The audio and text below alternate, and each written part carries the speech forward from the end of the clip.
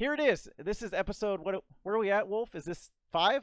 Got to be 4 or 5. I think it's 5. Like right hand or left hand 5. Of retro old school law. I am Dantron here with my buddy Wolf. Yo, what's up? And we have a couple of guest speakers down here. Let's start off with the guy right below me, which is my man Ryan Horton. Hey, what's up? And then right over here on the other side is Eli. What's up, guys? So we're bringing some other some new juice into here because these two gentlemen in particular have a lot of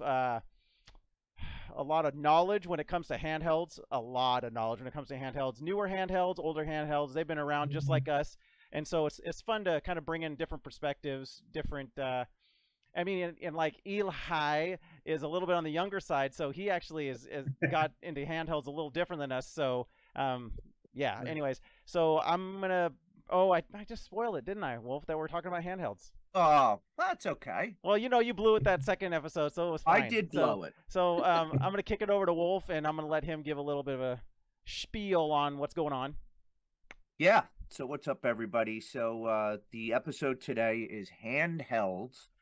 That really is going to span the years. I mean, hell, we're going to go back to 1989, and we're going to go all the way up to pretty much the present, and cover lots of different types of handhelds from different systems, Nintendo, Sega. I know Ryan and I were talking about TurboGrafx 16 had one called the Turbo Express, and there's a couple others that we collectively do not have, like the Atari Lynx. Was another handheld that I always wanted and never got.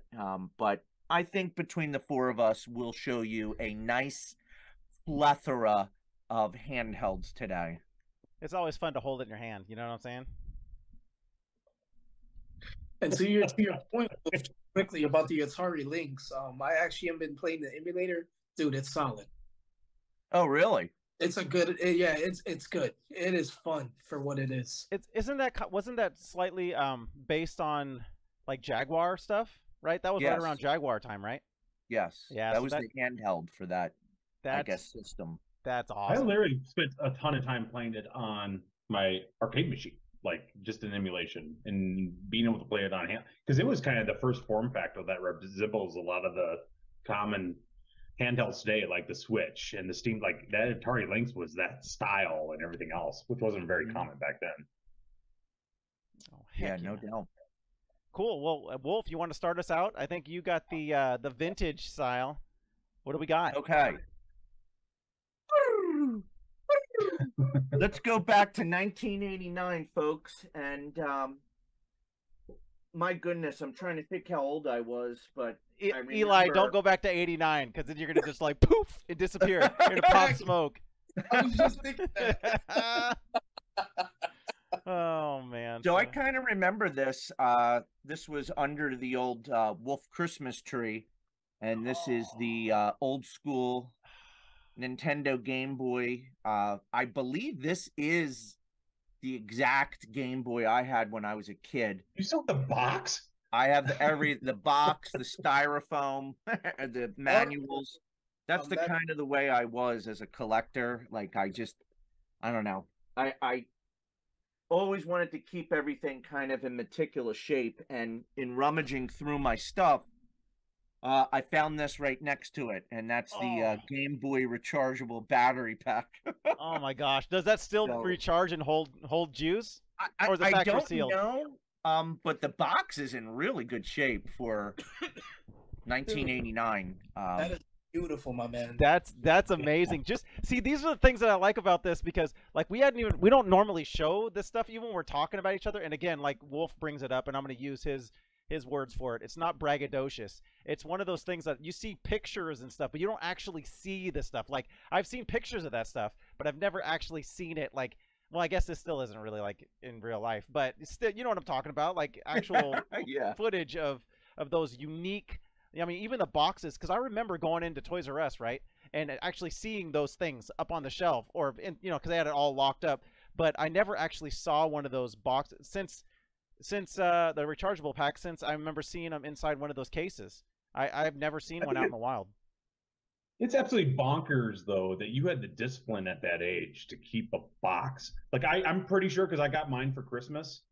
I'm pretty sure I ripped that box apart just trying to get to it as quickly as possible. Like I don't know how in the world you'd be able to keep a box for the last 30 years. Yeah. Well, that's kind of like, I don't know. I have a little bit of OCD and stuff. Like I just always remember as a kid, like carefully opening up the packages and taking the stuff out because I like the artwork as much as I like the actual, either the toy or the game.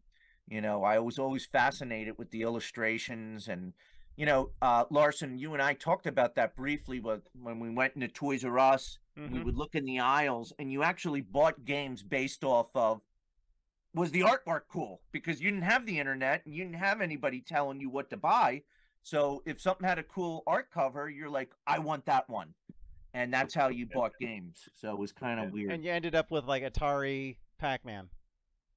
Oh God. Please. Oh my gosh. Awful. So go ahead, Wolf. Oh, I was just gonna say, like, this is so awesome, right? I love doing these shows because, you know, I have to go through my boxes like you, Dan, and like our bins and like, and then I'm seeing stuff I haven't seen in years, 20, 25 years. So this was also under the Wolf Christmas tree. Oh. This was the official Game Boy carry-all. I don't even know if it opens, but yeah. So it's like molded and you put your Game Boy on one side and these, you stacked up your games over here. And then like a real nerd, you carried it to your friend's house. Yeah. But that's so cool. I don't know. I think you guys like could attest to this because the pack-in game with the Game Boy was Tetris. Oh. And I just goddamn played that packing. I just played Tetris over and over and hours and hours. Really insane. Mine was Super Mario. Please tell me you have the Game Boy. Go ahead. Mario, yeah. No, go ahead. I was going to say, tell me you have the Game Boy Light. I do. I couldn't find it. Because that thing was a game changer. Because first of all, when the Game Boy came out, it was a game changer just for travel because you could actually play something other than a stupid Tiger handheld, electronics handheld, which were garbage, right? Right. Yeah. But then you could actually play actual games. And then, but the problem is half the time you're traveling at night. You couldn't see your Game Boy because of that backlit. You'd be doing. Did you guys ever do the thing where you're like trying to look as the lights went by and you're trying to play it in the back seat as the lights are passing you and you're like, what was that? It was so funny. Well, I had a little sister that she would hold a flashlight for me, and I could play it that way. Yeah, but when we got that light, that was a game changer. I was like, holy smokes, you can play at night. Yeah, I don't even have my Game Boy anymore, my original Game Boy. But I do remember playing, and I want to get another one, but you know how that goes. But the Super Mario World, that game was awesome. Like that's the one I played a ton, was Super Mario World on Game Boy. That game was awesome. Like I would play that one over and over. I'm like, this is way too good. Like this should be on my Nintendo. So my favorite games on the sorry, go ahead, Eli. Oh no, I used to play the 6 coins, the Super Mario and the 6 coins. Yeah. Dude, that's an underrated game, dude. Great game. My favorite games on it were obviously, Tetris you played the crap out of just because it came with it. My daughter still plays that game on my Game Boy Color today. Like that's the one she plays. But my favorite games were Turtles and then RC Pro-Am. Because those were the two that I just got into. And then there was Blades of Steel, which was amazing. So like I just played the absolute junk out of those games. Heck yeah. So I'm trying to think. So I think Horton, you're going to talk about, you already mentioned Game Boy Color. Since we're talking about Game Boys, do you want to talk about that real quick? Because I mean, we're going to try and go with, the time wise, kind of older consoles up through newer.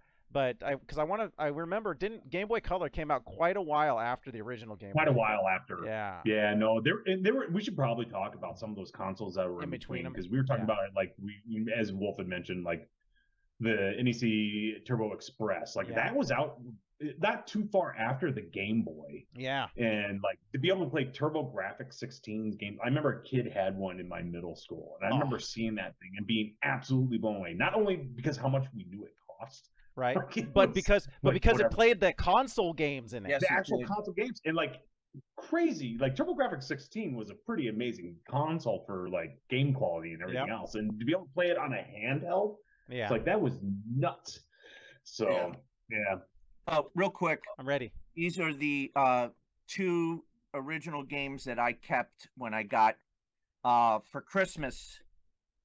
I don't know if it was the year the Game Boy came out. It might have been a year after, but it's Castlevania Adventure and Belmont's Revenge, which are 2 of my favorite old school Game Boy games, the original Game Boy. We're talking original Game Boy games real quick, so I know we're talking handhelds, but I pulled a couple of games out just to let you see a few, but also ones that really hold up to this day if you get a chance to play any of them. I play Game Boy if you have emulation, or you have a Game Boy, or you have a Game Boy Color or Game Boy Advance. This one, right? You remember the cases, right? The cases. Mm-hmm. My boy Wales will love this one. Okay. It's the Zelda. Yeah. Where is it at? I've got that one back here. Yeah. The Zelda DX. DX. Yeah, the Awakening. What is this? Yeah, Link's Awakening. Dude, it's so good. That's such a good game, you guys. Check that one out for sure. But dude, I honestly, I don't know. Wolf, you probably have a full collection, but I've got like a case. There's like this box right here behind my shoulder. That's all my old Game Boy and Game Boy Color games. And most of them are still in the cases, but most of my Game Boy Color ones never came in a case. Yep. They were like boxes. Them. They came in just the boxes. Yeah. Remember when you got the original? Like this, you know? You got Pokemon, right? When you got Pokemon, I was like, all right, cool. I got Pokemon, and I'm like, where's the box? Where's the case for it? It's just in this cardboard box, and I'm like, how am I supposed to store this thing? Yeah. And that was before you could buy these extra little cases back in the day, right? They didn't just sell those individually, and you couldn't go on eBay or on online to buy it, because at that point, you know how that goes. I'm old, so they didn't even have the internet. But yeah, so dope. But that was that time period in before we jumped to the color, because I think the Game Boy Color came out in the later 90s. Yeah, let's hold off. We'll go back. We'll go back around that one. Yeah. We'll go back around that one. And so I'm trying to remember, like around then, like the Atari Lynx came out at the same time as the Game Boy. Not that far back, because I think that was late 80s, early 90s is when the Lynx came out. We were kind of talking about that. So that was kind of a cool console. So I don't know if this wasn't one of the ones that I talked about having, but nobody mentioned this one, that they were going to talk about it. So I'm just going to pull it out because I know this one was a 1991 release. Because I was wondering, why does this thing exist? Like, legit, why does this console exist? Why does this handheld exist? And because there's another handheld that I think is better. And so I was just like, I don't understand, but we'll get into that. Is the Game Gear. Oh yeah. Yeah, right? Game Gear. By the way, this is the legit. A lot of people remember these battery packs that you could charge, and these still hold juice. Freaking wild. But yeah, the Game Gear. This Game Gear, 1991 when it came out. Very, very cool console. Who had a Game Gear? Here, I don't know. Oh, yep. Heck yeah. Yep. So I just started this. Now, Wolf, so this one I didn't buy too many games for it. It was just basically Sonic for the most part is what I was hitting on this one more than anything else. That's what sold me on this. But it's a really, really cool system, and it was more affordable than like the TurboGrafx version and the and even the Atari Lynx. So you guys were money bags back then, because that console was like $150, if not more. Yeah, but I mean, but the Game Boy itself was like 100 to like 110 or something like that. So was it that much? I thought it was like it was under $100, but right. Yeah, see those? Oh, dude, you got the Streets of Rage. Heck yeah, dude. Streets of Rage. Yeah, those were cool console. These are cool ones too. Yeah. Well, you showed the console, and I don't know. The Game Gear I thought was very cool system. Tasmania. Yeah, it still holds up. I honestly think so. Yeah, it does. It holds up well because it was color, and I want to say, was this the first one that was backlit? Right? Wasn't this one of the first ones that were backlit? This was backlit. Yep. Yeah. It was that, and like I said, the TurboGrafx. Those were the two I remember being like backlit color screens. And the Lynx was backlit, I think. Yeah. Yep. So Dude, it was like, so cool. that's nuts. So cool. All right, Horton, what do you got?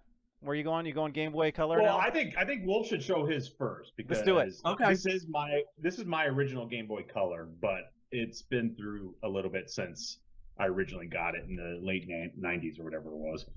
But Wolf, why don't you show yours first, and then I'll All show right. mine. Nerd alert.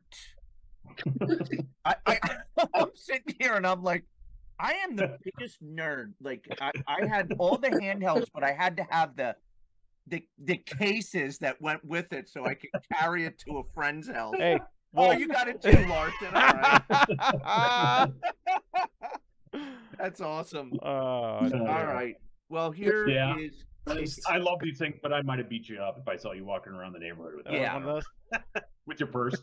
with my This purse. this is the Game Boy Color, and the one I have, I forget what it was called, but it was like a see-through purple, or they called The it atomic clear. purple. Yeah, the atomic model. purple. I just thought Yeah. that was so cool when I was like, you could see kind of like the innards and stuff. It's pretty cool. Yeah. And, oh my God, the game that I have in the back is ridiculous. That was one of your kids. Blame it on your kids. Yep. Elmo's ABCs, baby. Oh my gosh. Yep.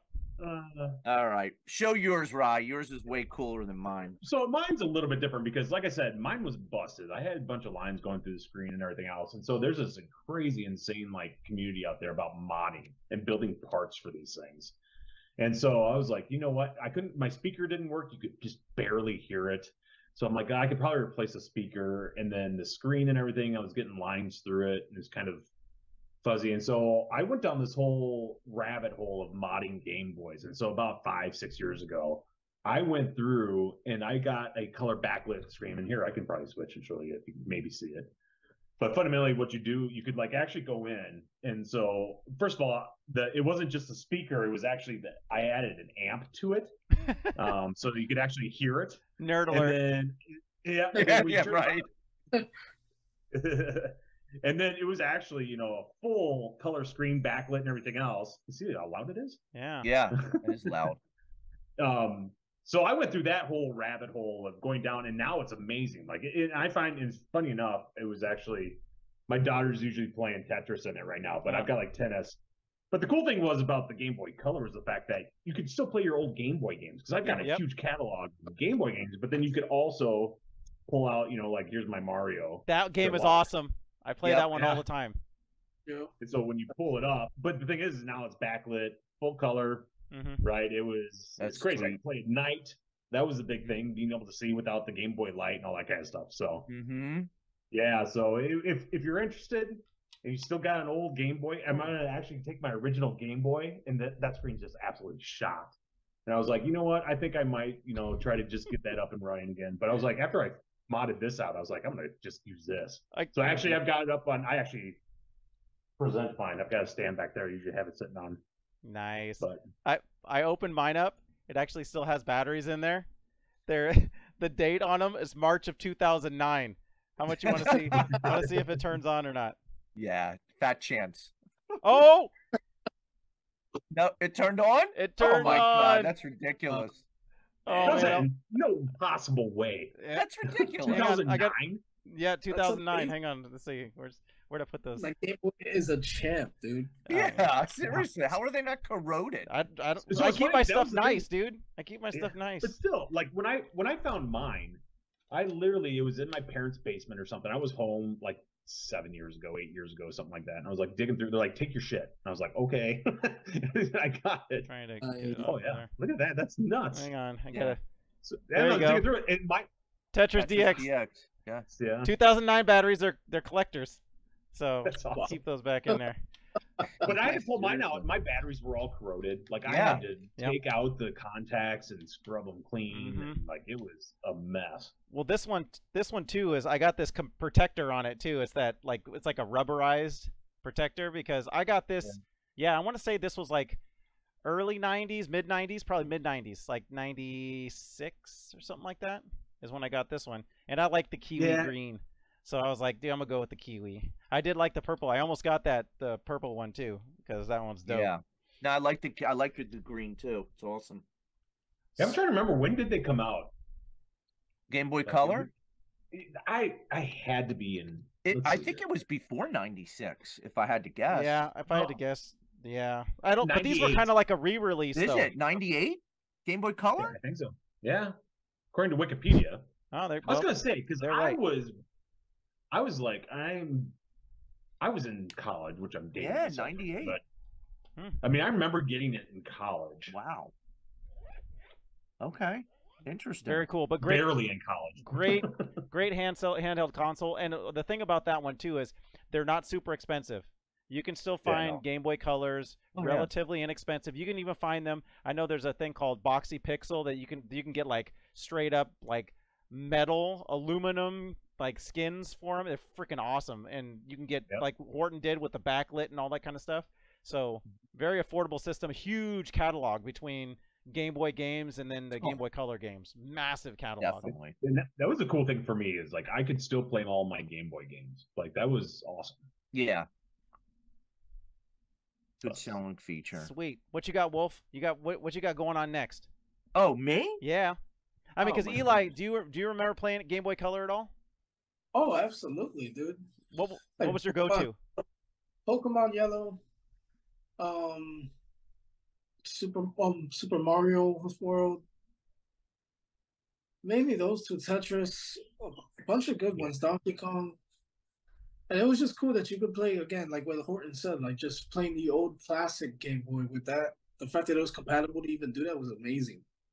The fun thing was that it actually kind of, because they had some kind of color indicators or something in the old game. So like that tennis game I have in there right now is in color. Like it actually kind of colorized. It was kind of crappy color, but it actually colorized actual old Game Boy games, which was pretty crazy. All right, so I have these two handhelds. I just can't find them, and it's the Game Boy Advance SP. You know, the one that flips up and down, There you go. Oh, good, you have it. Good. Yeah, I can show it. In the case again, right?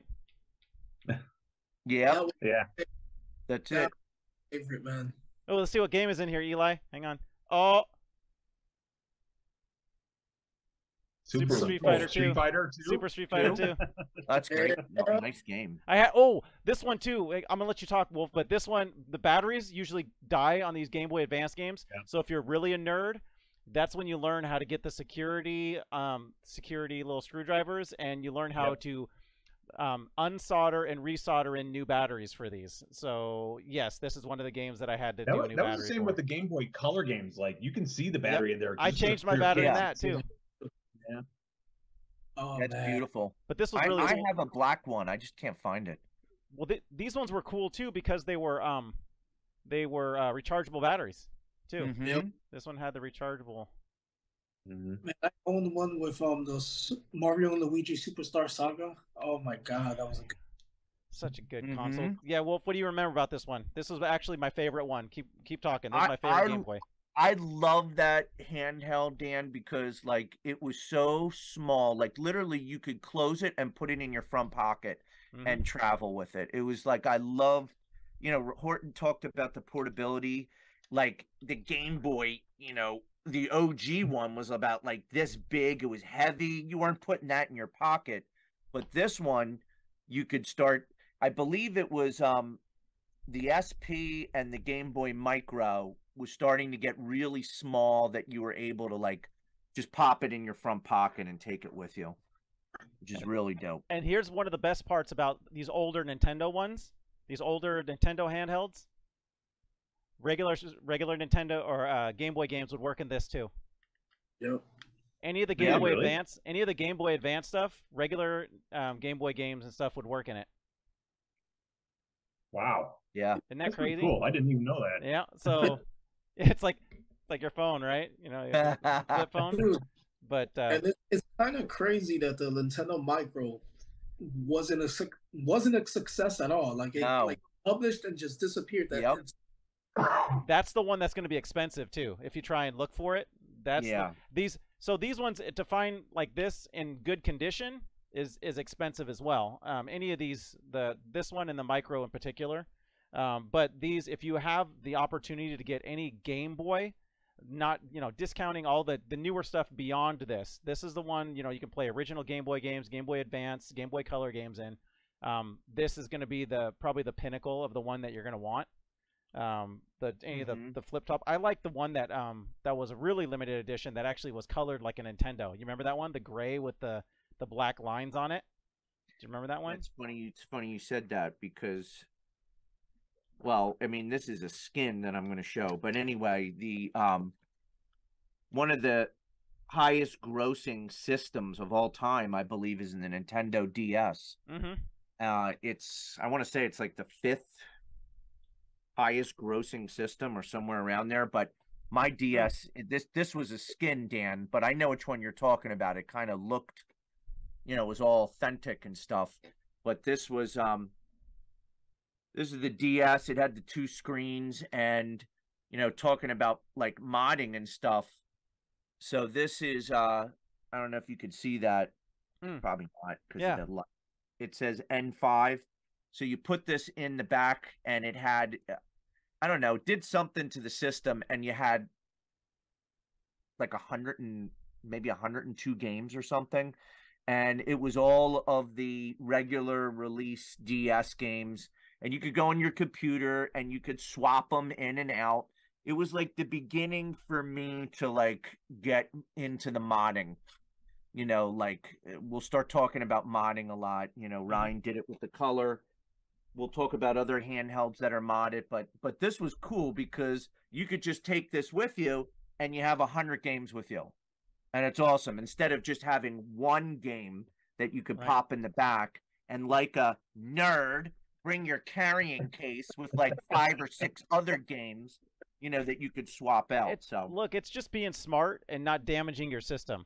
So, but here's another one too that was in the original Game Boy Advance. This was before the SP. Yep.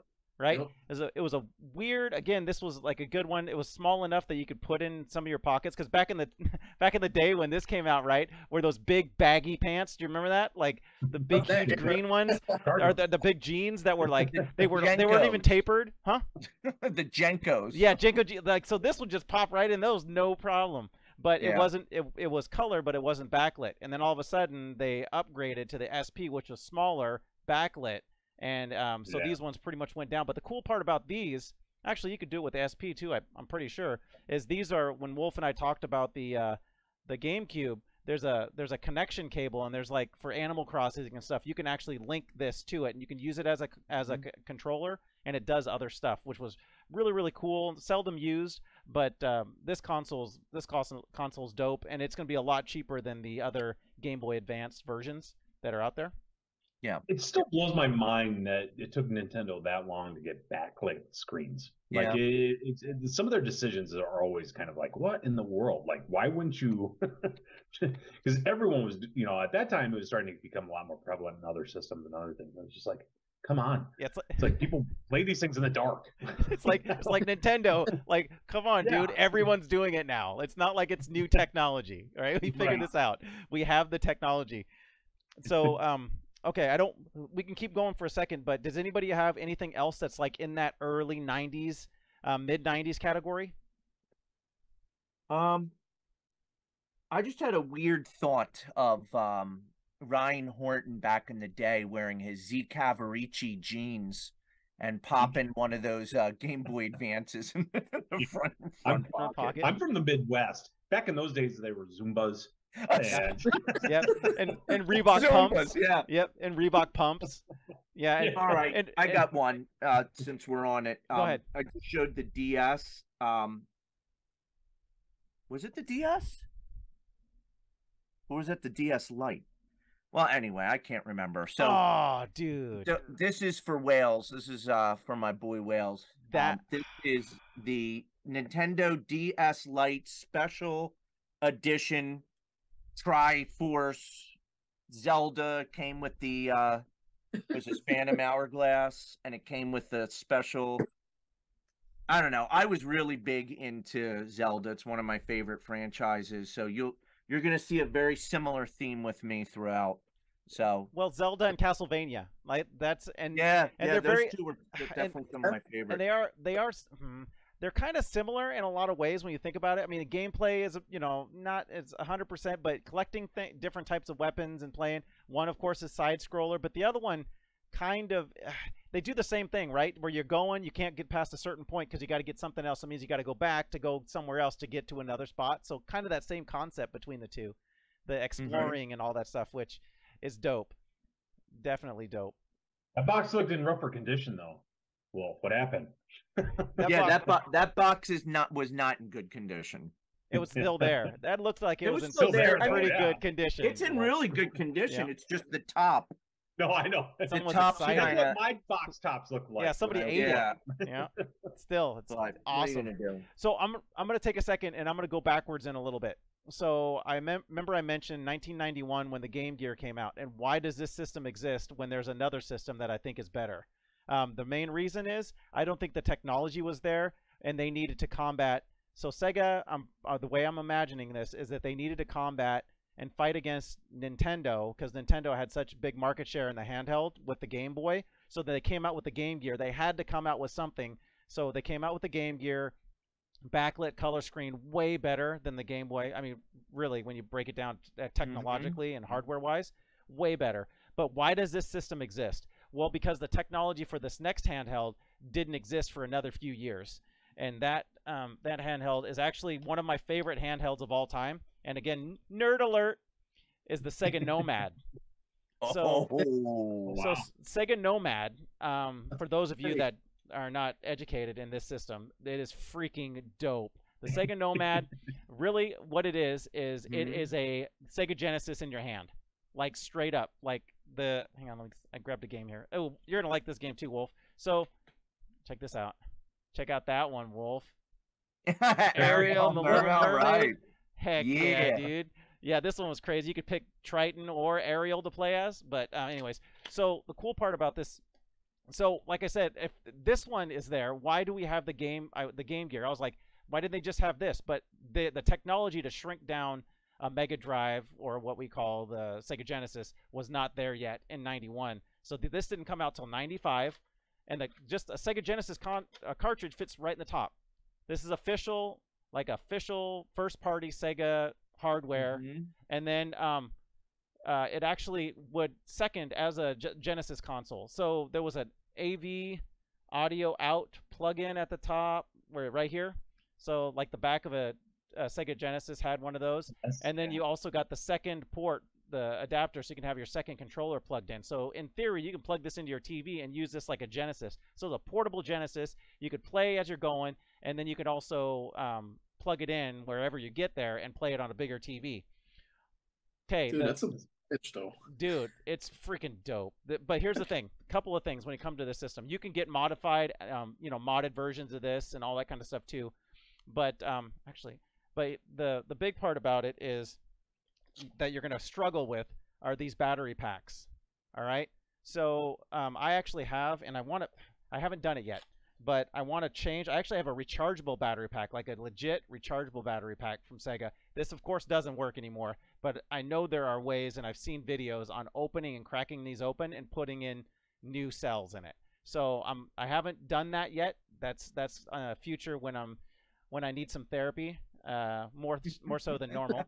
You know what I'm saying? So when I need that time, because I'm kind of a tinkerer, you guys know that when I start getting in my own head, I sit down and I can compartmentalize and just tinker on stuff. So that's how I roll. But these are the ones that are going to be super expensive. Is this one that locks in the back and you put batteries in it, so they won't ever go bad, right? So, but the thing is to try and find these legit Genesis clip ones with the batteries, you're not going to find them. If you do, they're freaking crazy expensive for just this plastic. So what I would say is, if you understand how to run circuits, you can get a friend of yours to 3D print one of these things, because I'm sure you can find the files, and then you just have to run.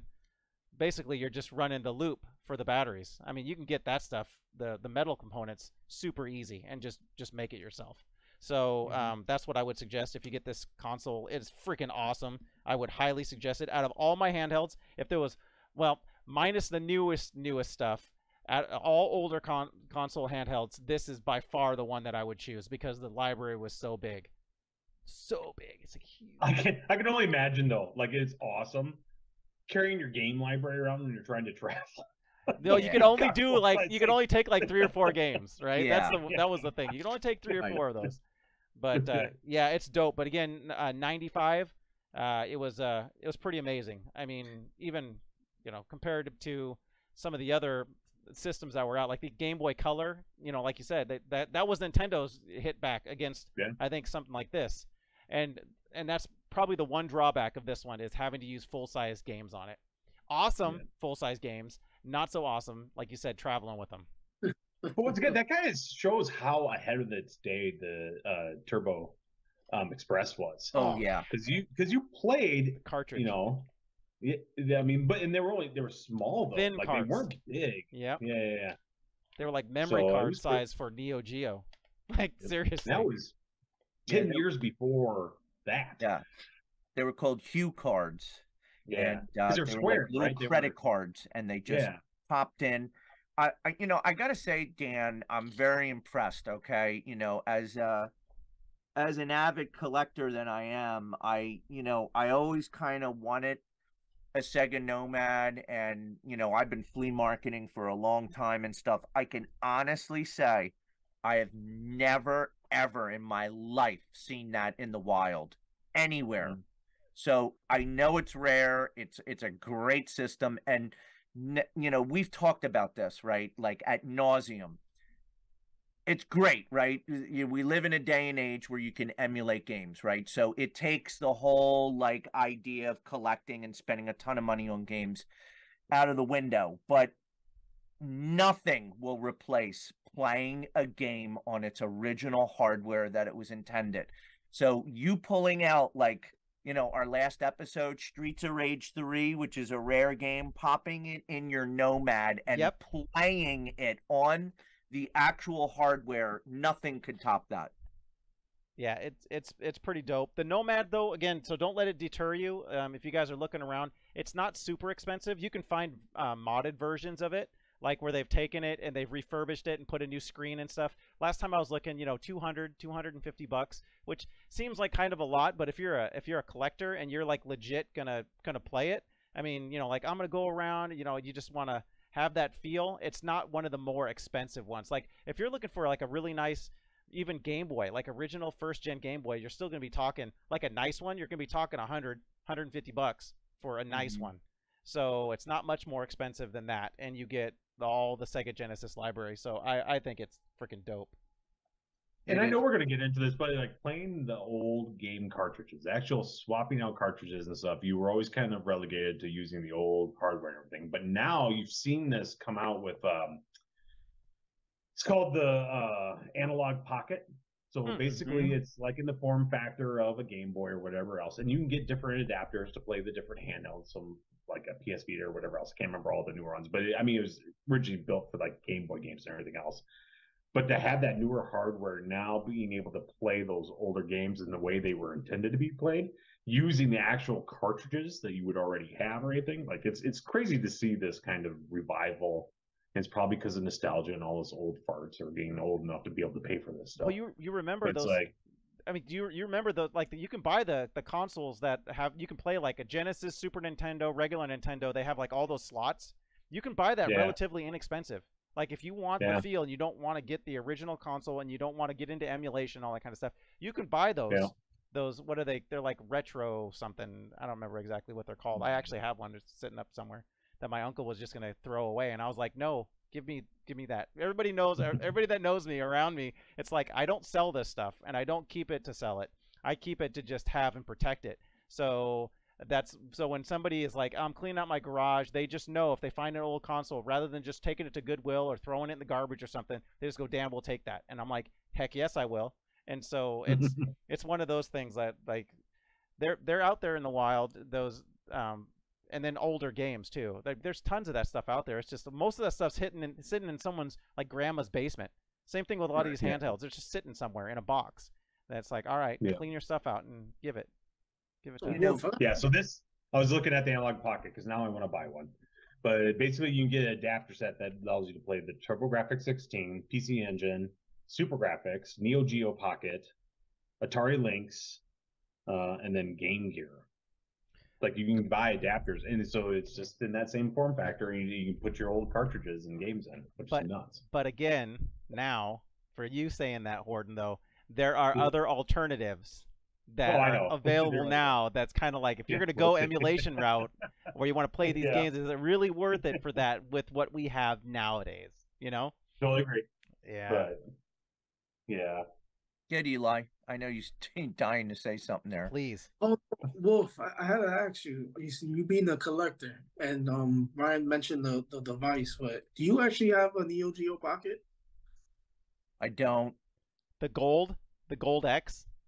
I never had any Neo Geo stuff. Like that was always like you have Downtrodden Surf, which was me, and then you have like the aristocrats that were toting around their Neo Geo AESs and stuff. That was like on another level. Like I remember one kid in our school had a Neo Geo, and his dad was like a lawyer or something, and he had like a Neo Geo with like 10 games, which was unheard of because a game was like $600.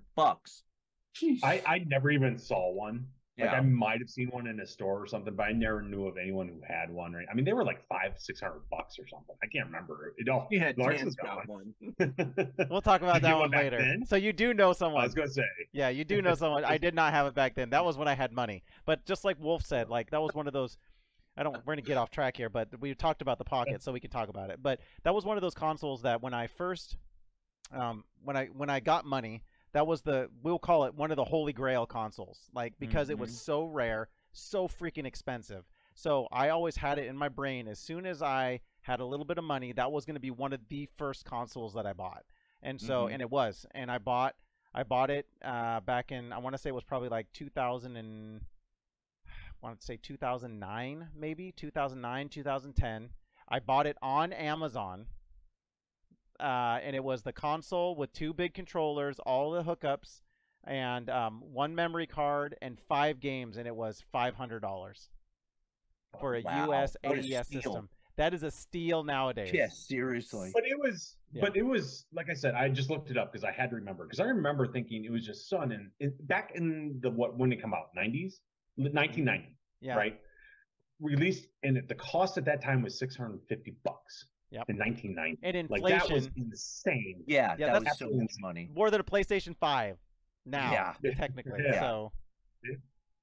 And the games, right? I mean, check me on this. I think the games were as much as the goddamn system for some of them. Yeah, the games were insane. They were like $100+. Yeah, $200 to $400, and usually, and some of the bigger ones like the 512 meg cartridges. I have a few of those. Those were the ones that got really expensive because they were like 2 cartridges. They were like double arcade boards in the carts, and they were like VHS tapes, and they're heavy as hell too, way heavier than they should be, because it's like straight up like dim board hardware. It's crazy. I digress. Back to handhelds. Yeah, but the Pocket, even though I don't, when did they release the Pocket? Like I don't even remember. And it was color. Yeah, and it was a color system too, right? Neo Geo Pocket. It looks sweet. I've never seen one in the wild ever. I haven't either. I fail. I don't have that one either. Came out in 98, so it was a later generation kind of thing, right? The revitalization of Neo Geo, that when they were trying to come back and around, because they were still making games at that time. Like the last, I want to say the last Neo Geo like legit game that came out on that freaking system was, what was it, like 2012, 2013, something like that. They've been putting out games for a while.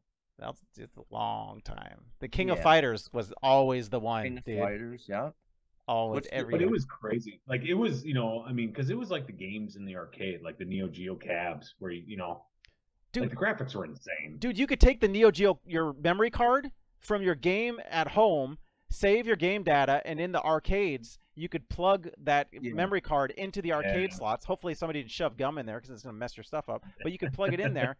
And I had only seen one person ever in all of my arcade years that actually had that, and he did have that aristocratic like kind of look to him, right? He's like, he gets there and he pulls it right out of his coat pocket and he kind of looks around and goes click, and then it was funny because it was Samurai Showdown, and as soon as he did that, he went bloop. The person that was in the other side, they just got up and left. They didn't even fight him. They're just like, nah, I'm out. Yeah. Lord Fart Quad put down his scepter and then shoved the memory card into the slot. Oh, dude, it's so funny. I love hitting the slot, but that one you had to be careful because some of those slots you didn't want to touch. You know what I'm saying? Yeah. We've been there too in college. Definitely. Oh man. Okay, so what do we got next? So we're getting up to some of the newer consoles. So Yeah. and some of the newer consoles that we're gonna probably get to, we're gonna be talking about. That's where emulation started kicking off, right? So who's gonna take it? Start going. I got some of them, but this is all you guys. I'm gonna fill in the gaps. Well, but even before then, though, you guys must have like we've been talking a lot on Nintendo, but like with Sony, like all the PS Vitas and all those stuff. Oh yeah, that's we what we're got getting all into. that stuff here. Yeah. Well, here, we'll touch on something really quick before you get into that. If that's where we're gonna go, we'll start with this one really quick too, because I talked about Sega Nomad. This is not a first-party console. This is Wolf. You got one too. I know you do. I got one. Yep, in the box. Yep. This is Superboy. This is a Superboy. So, dude, the Superboy is just like the Sega Nomad, only Super Nintendo, and it's freaking awesome. Except for the fact it feels chintzy. Yeah. It feels plasticky. It's a very chintzy console. It works great. It has rechargeable batteries in it, and mine still work. But really, what you're gonna do is this is gonna be one you wouldn't necessarily. I mean, you could play it, handheld while you're on trips and stuff like that. But usually, this was just like a travel Super Nintendo, because as you can see, you could take actual legit Super Nintendo controllers and plug it into it.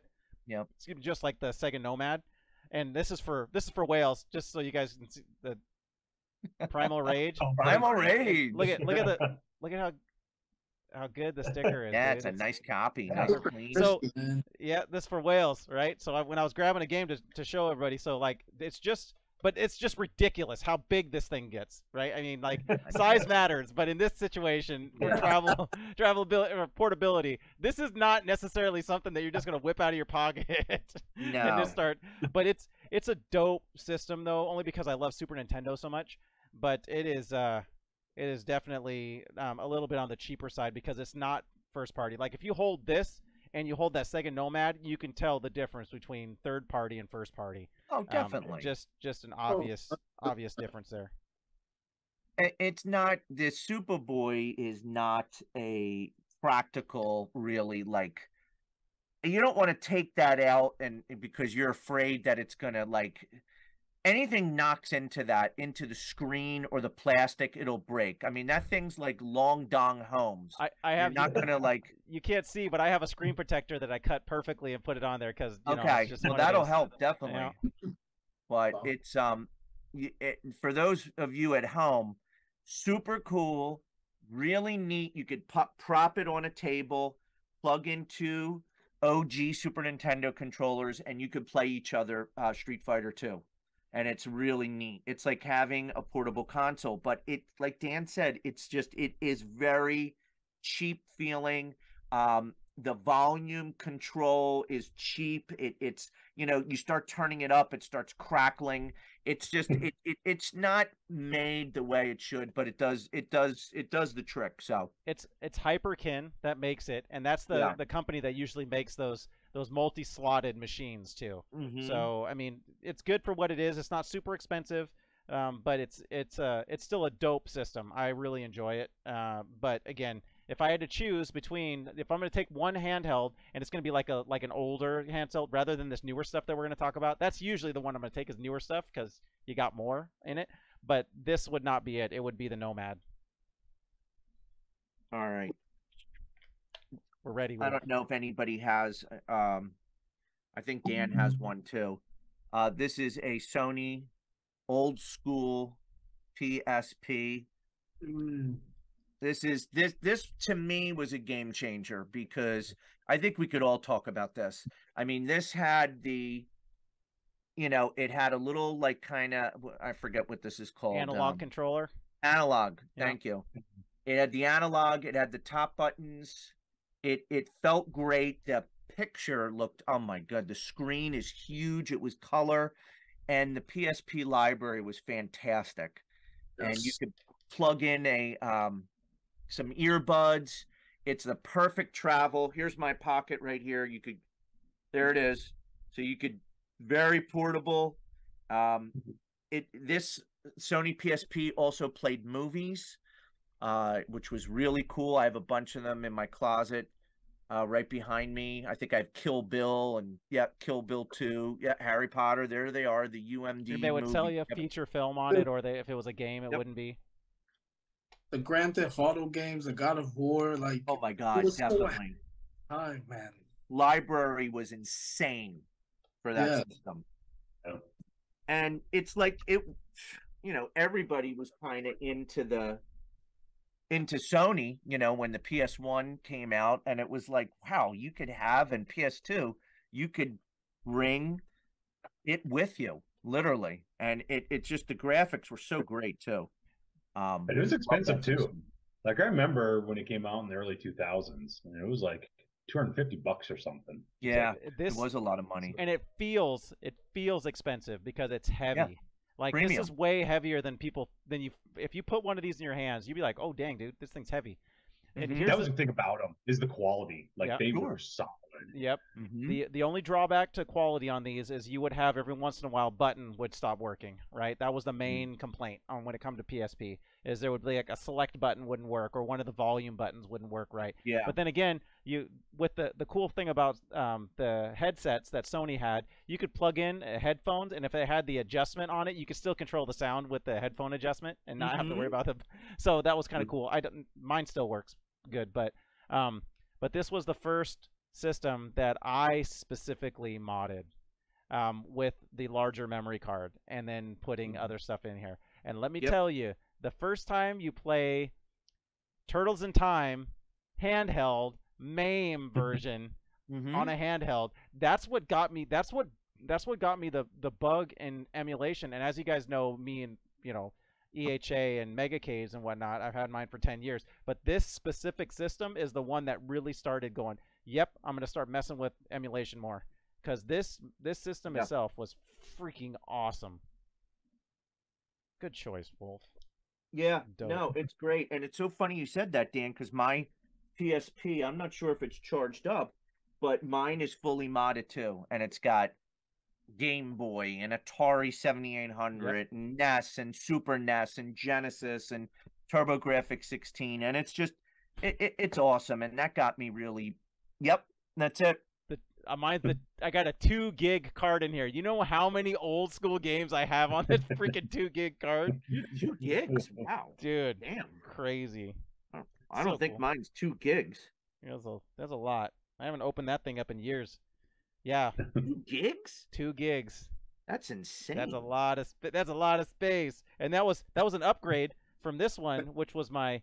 Oh wait, no, this is the new one that I didn't put in there yet. This is my other one, which is an 8 gig. You can't really see it. Yeah. 8 gig. But when we get to these newer systems, I've got in this device over here a 1 terabyte. Yeah, I know, right? Yep, we're gonna go into that one. Oh my God, 1 terabyte. So, Wolf, since we're still talking about this, Eli, did you ever have a PSP or its successor? Oh yeah, I had the PSP and the PS Vita. I actually still have my PS Vita. Oh man, let's talk about it then. Tell me a little bit about what you remember about that system. Yeah.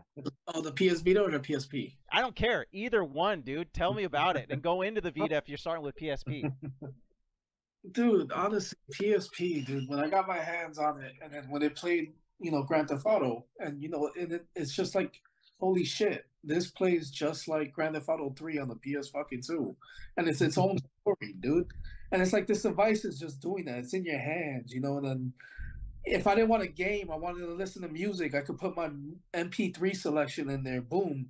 Oh, look, it connects to Wi-Fi. Oh, I can go to Google and search something too. Like, this little device, well, AI was like so ahead of its time, man. And it just, blew my mind. And I always had to start becoming a collector for it. I had to get like the best titles. I had to get the God of War series that came out to it. Naruto,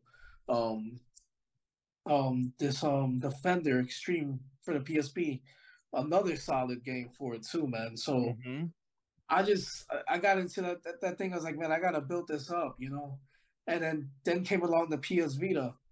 Honestly, the PS Vita is cool, but my heart has to definitely go to the PSP just because of its window, man. And there, there it is. But the PS Vita, dude, like it has some solid games too. And I think what's great about it is when it's modded, man, it plays wonderfully. From what I've been told. Oh, It's right there. Yeah. I'm not going to tell you. I'm going to show you. Yep. Do it. I'm going to Wolf, one show up us that. Let me see. Let me see. I haven't Hopefully charged mine. I don't know charged. if mine's charged either, because these have been sitting Oh, for a little come bit. on. You got to be kidding me. Dead. Dade. Both of them dade. Oh, Yep, better than that's Borno. all right. Yep, it was. So the thing that was cool about the PS, so you start looking at it, the PSP and the PS Vita, it was Wow. like a lot of stuff. The PSP in particular is what smartphones ended up doing, right? So that was just before like smartphones really started picking up and doing all of those things that you described, Eli. And so, Yeah. but then once smartphones started doing all that kind of stuff, you started getting games on your smartphone, started being able to play that. I think that's when the PSP started to die off, and they wanted to go, and that's when they shot this one out because it was way more powerful. Like playing Uncharted and stuff on here, freaking is awesome. Like on the PS Vita. And then the augmented reality stuff was freaking dope on this because all the cameras. You remember being able to play games and you had like you could see the background, but yet there's like flying dragons that you were shooting, and then it had this back touch screen too, which we could tap stuff, and it was just this was definitely ahead of its time too. But man, I will say this, and I might catch some flack for this. If you're gonna collect for either the PSP or the Vita, it's not even close that the PSP has a 10 times better library than the Vita.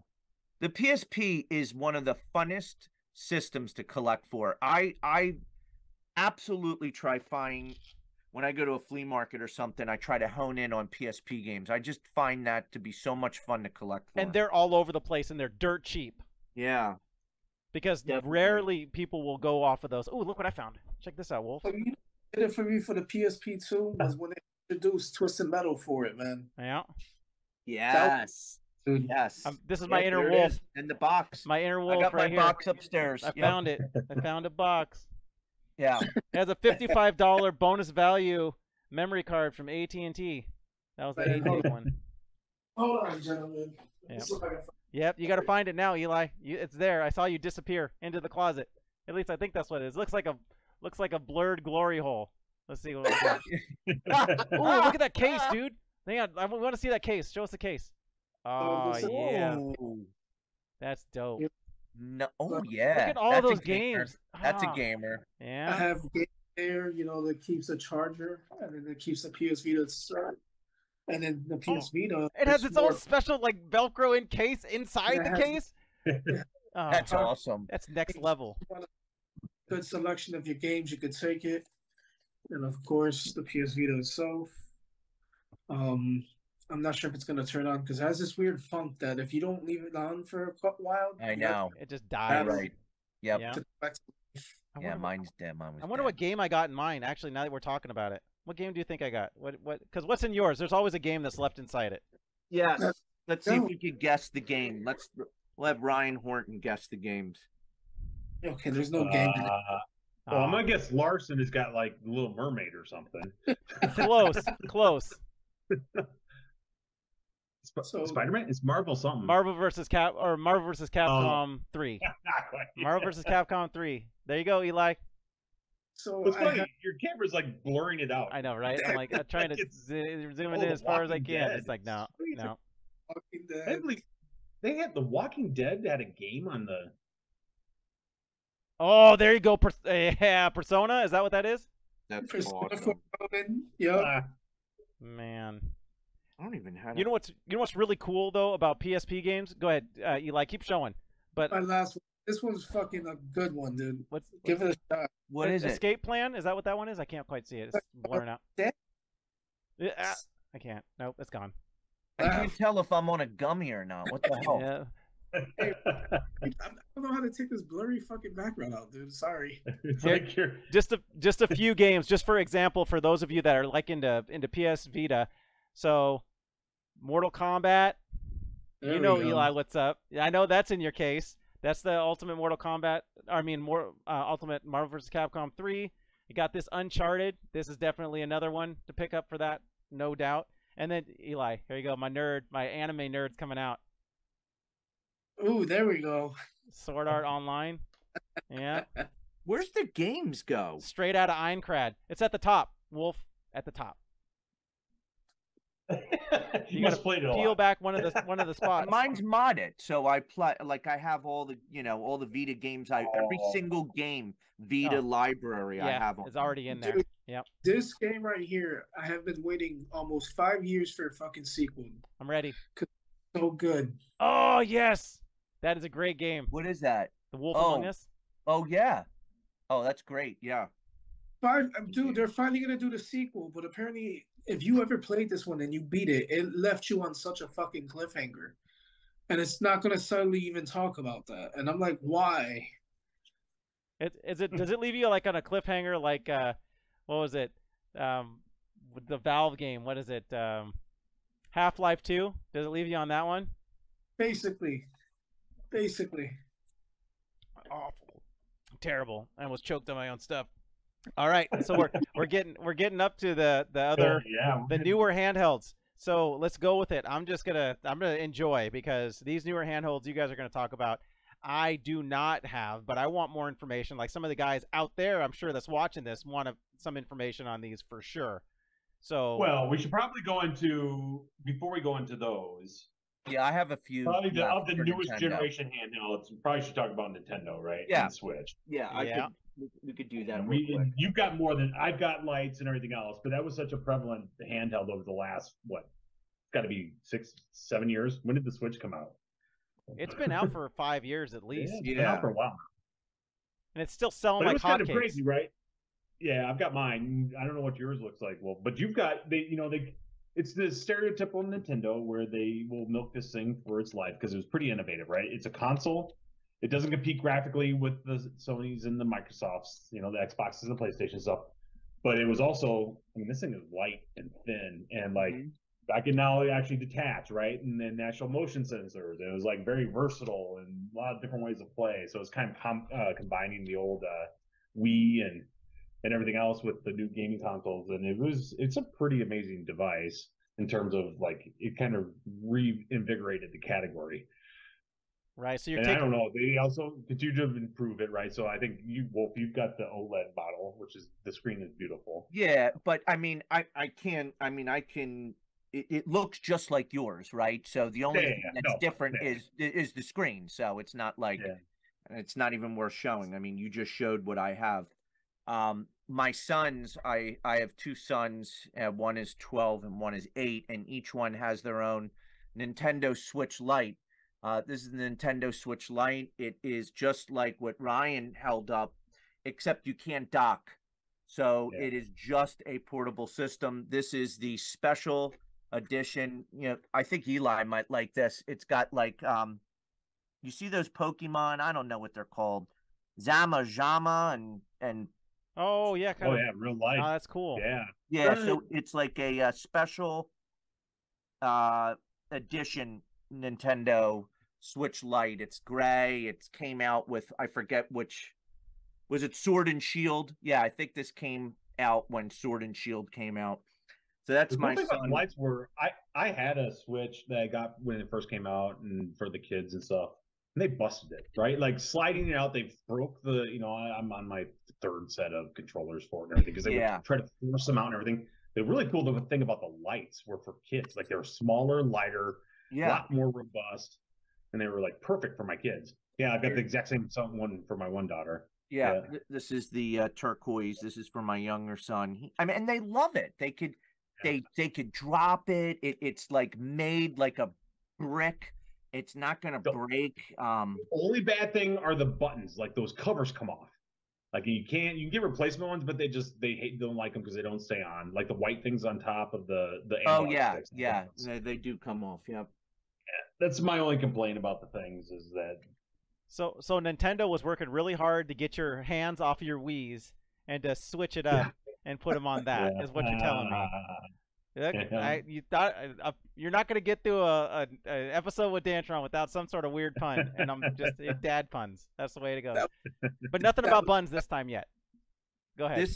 This is a weird system, and it's probably didn't take off. I don't think it took off real well. I don't even know if they make them anymore. This is called the Nintendo 2DS. Oh. Yeah. So this is for the people that didn't. This was a cheaper model. It didn't have the 3D feature that the 3DS had.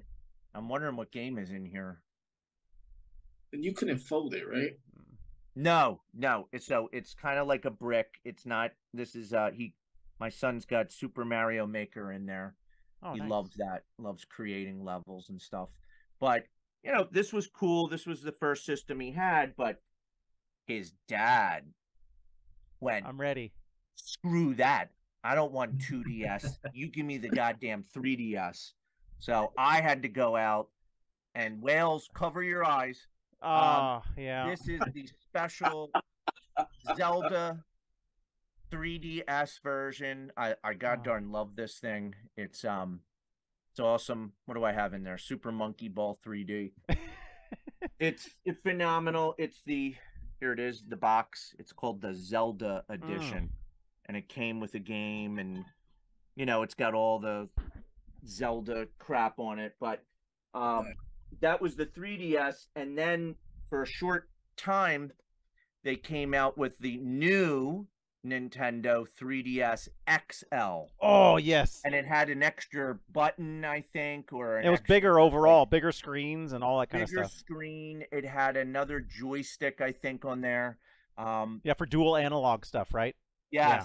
And there was a certain games that would take advantage of the new 3DS XL. I think there was a couple games that did. I can't remember which ones, but this thing is awesome. That's been on my wish cool. list on Amazon that I keep showing it to my wife for about the past 4 years.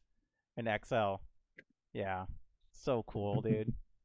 Yeah, so that is it for me, and it's time for Eli and Ryan to take us home with some of the newer stuff, and this is where I get to sit back and be educated, because these guys are the masters. I mean, you got these too, though, Wolf. You got to contribute. I mean, I mean, I'll say something, but I mean, I have much respect for Ryan and Eli. Eli is what both of those guys did for the EHA community is. There's not enough praise that could go around, for games they added and fixes and just, all sorts of good stuff. And they're very good with this type of stuff, with modding and adding stuff. So I'll let them take it away. Well, I bought mine. So, once again, the cool thing about this day and age is the technology allows you to start with the emulators getting so good and everything else. It's pretty amazing, right? All these games that we own, but still a hassle. You got to carry all the cartridges around, and everything else is a pain in the ass, right? And so with a lot of these new machines, I was actually introduced to a lot of these from you guys. So when we were in Vegas and everything else, I was pretty amazed at what you can actually do with some of these, and actually being able to emulate and actually carry around in your pocket. And so I'll let Eli kind of talk about some of the emulation machines and other things. And I bought one same time he did, just on kind of a recommendation and at the time, but they're even surpassing that now. And he's got some cool stuff. And maybe I'll go first just because you've got something better, Eli. But the first kind of one that I went down was, I wanted something that would allow me to play. For me, it was like the arcade feeling, right? All the old main emulation. I want to be able to play the games that I played in the arcade when I was a kid.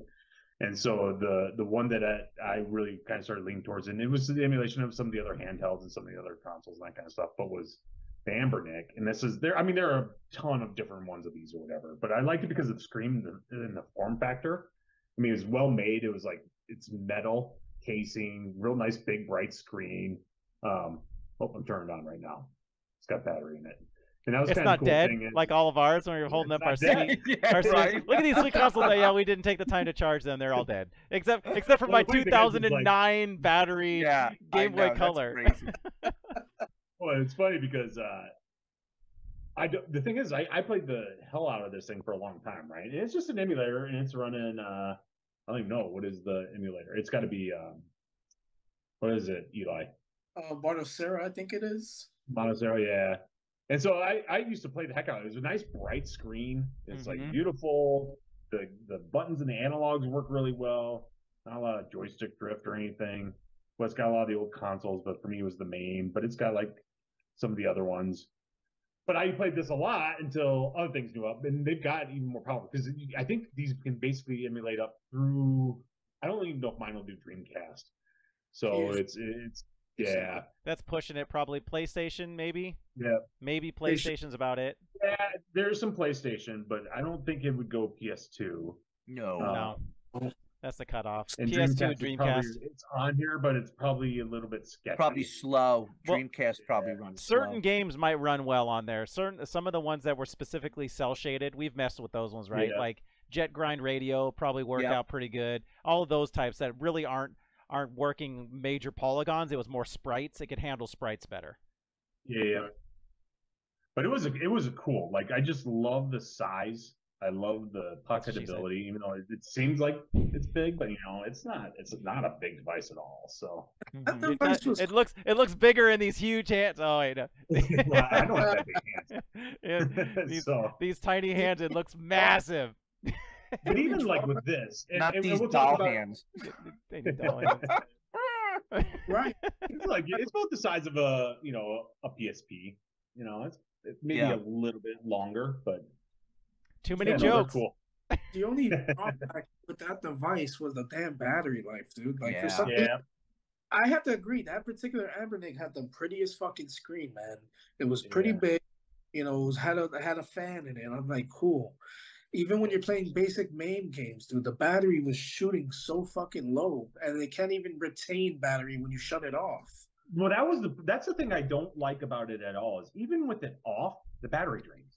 You're like, why in the world's a battery draining when the thing that doesn't make sense? PS Vita does that too. That's ridiculous. I mean, just to say, I'm just telling you. Yeah, I wonder Vita I wonder if it's to protect the battery. You know what I'm saying? So to extend battery life, it might be newer technology. Bad.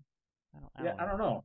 You would think you're not ever supposed to run a battery fully dead because it just degrades. Like you should always have your battery like 30% or something, not full, but not dead. So I don't know. Like it was a cool little system, but they've come a long way since this. And so like I don't know, Eli, you can show off your awesome machine. Oh yeah. So like, yeah, just like what Ryan was saying, dude. Like, it's pretty fucking cool that you can like get these handhelds now that can basically do emulation. I mean, hell, we got the fucking Steam Deck as a great example, playing like heavy computerized games. And then you have these smaller devices playing like a whole MAME category in your hand, and like Atari, Lynx, those the handhelds we were referring to, the Game Boy, emulation, everything like that. So it's so dope, even to the point of playing PS1. Like, imagine you're just minding your business and someone's overhearing something that sounds familiar, and you're looking down. It's like, yo, that man's playing like Final Fantasy or Castlevania from his handheld. Like, how's that even possible? Yeah. And it's just like the times that we're in right now is just remarkable. But the device I got was a Retroid Pocket 3 Plus. Ooh. And I put this front end in just to give it a pretty look. And going back, bigger emulations like Dreamcast, Nintendo 64, PlayStation 2, GameCube. You would look at a device like this, that's impossible. Yeah. Well, I can confirm that this thing plays Redream on here 100% beautifully, and it could all be because it's running on Android.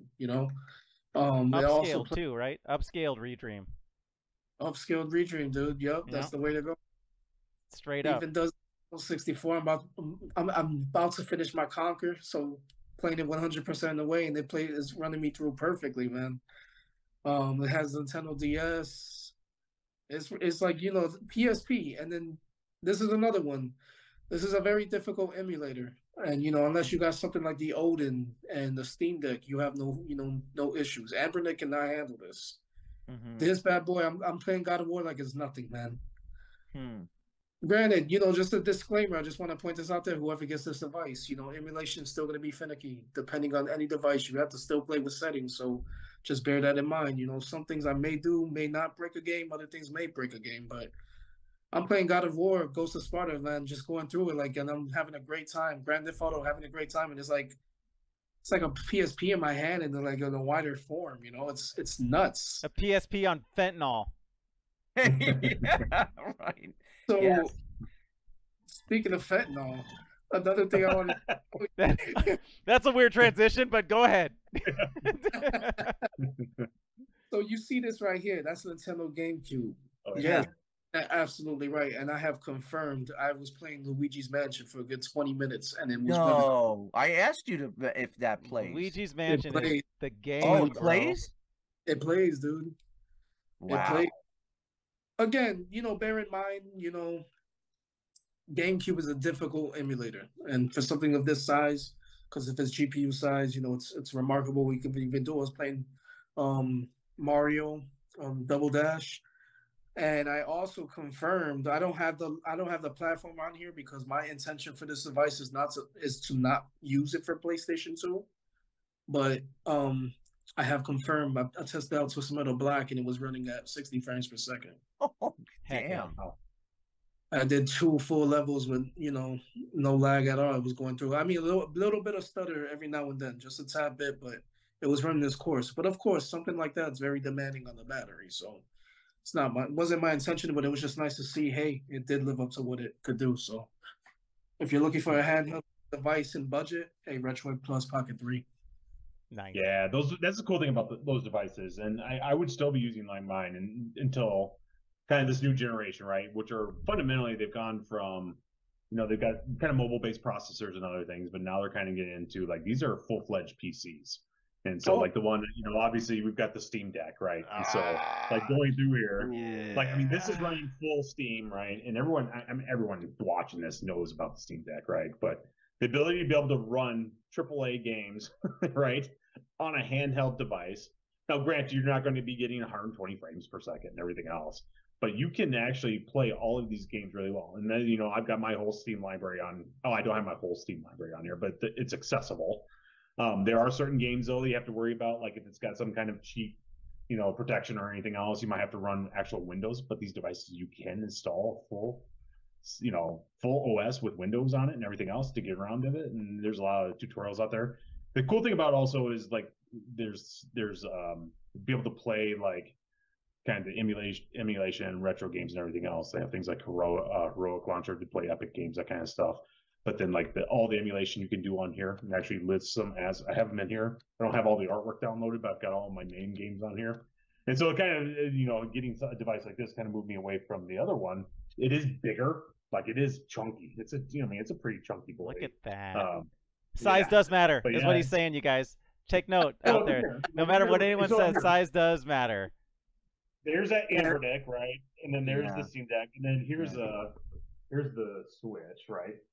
So like, and it's perfect. You're a big guy, dude, so it's perfect for you. Yeah, for you, it's absolutely 100% fine. I remember playing. Who was I messing with? Bill Rimmers when we were in, and that was the first one I actually ever played with, and it was awesome. Which is freaking huge. I'm like, this is dope, but it's massive.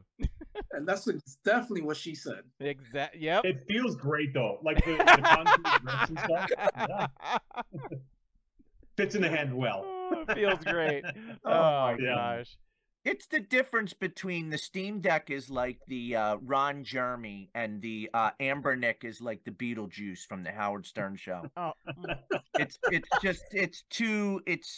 the difference is unbelievable. They're different machines. They're different markets, right? And even this, different markets. For what it is, it's expensive. But the thing is when you look at alternatives like full-fledged, like they've got the A&EO and others that run full OSs, much more powerful, but those also cost twice as much as this, right? Right. So this, if you're looking for a machine that can actually play modern PC games and your entire, retro library, everything else, like this is a really good alternative. I know people complain about the screen. There's always the debates between the Switch and the OLED Switch because the screen is so beautiful on it and that kind of stuff. But you can't tell me you're going to play Gotham Knights or Evil West on a Switch, right? And it's going to look as good. It's just not. Yeah. Yeah. And so. It's one of those things where it's a cool device, but it's kind of just gets you excited about the direction handhelds are going. Like that is like if you were to tell me when I got my very first Game Boy that something like this would even be in my, available in the future, Yeah. like in my wildest dreams, I've been like, you're out of your mind. Like that's not even possible. Yep, Ninja Turtles in your So, hand again. Yeah. And new modern PC games. Like I saw it, Sons of the Forest. I saw it in your library. It's in there. There you go. So good. But it's crazy though, like even to think about, like even beyond just handhelds, like where games have gone, right? Yeah. And where they're going. It's insane to think. Like the graphical quality, and then we didn't even talk about like you could theoretically say that like a VR headset, especially like the Quest 2 or the Pro or whatever else, which is you could take that anywhere. You could play it on a plane. Technically handheld, sorta. Yeah. Yeah. Head held. And so I hope, there's obviously a lot of pushback against the metaverse and all that kind of stuff, but I don't want to see that kind of space. I want companies to continue investing in that space along with 2D. But it's pretty amazing to see where gaming has come. As long as they don't go anime sword art nerve gear stuff and people start getting hacked in there and getting murdered. Yeah. But yes, so cool. Yeah, right before we got hopped onto here, I saw, I'm sure especially Larson's looking out for this. Resident Evil 4 remaster looks incredible. Oh my god. Yep, you're gonna have to play it on that Steam Deck.